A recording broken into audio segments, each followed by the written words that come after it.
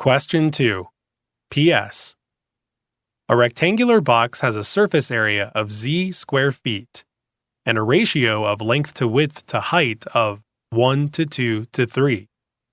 In terms of z, which of the following is the width of the box in feet? Solution. It is given that the ratio of L to W to H is 1 to 2 to 3, where L is the length, W is the width, and H is the height. Convert the proportions into fractions and then equate them to K. L over 1 equals W over 2 equals H over 3 equals K.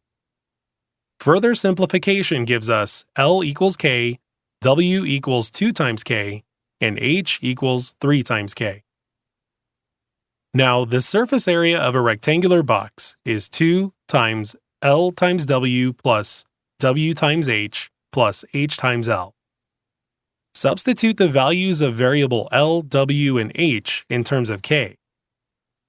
We have 2 times K times 2 times K plus 2 times K times 3 times K plus 3 times K equals Z, or 2 times K squared plus 6 times K squared plus 3 times K squared equals Z, or 2 times 11 times K squared equals Z. 22 times K squared equals Z. This gives us K squared equals Z over 22, or K equals the square root of Z over 22.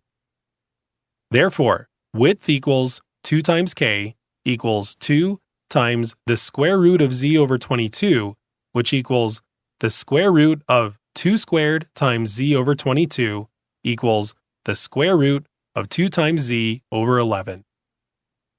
Remember, the question is asking for the width, not just for the value of K.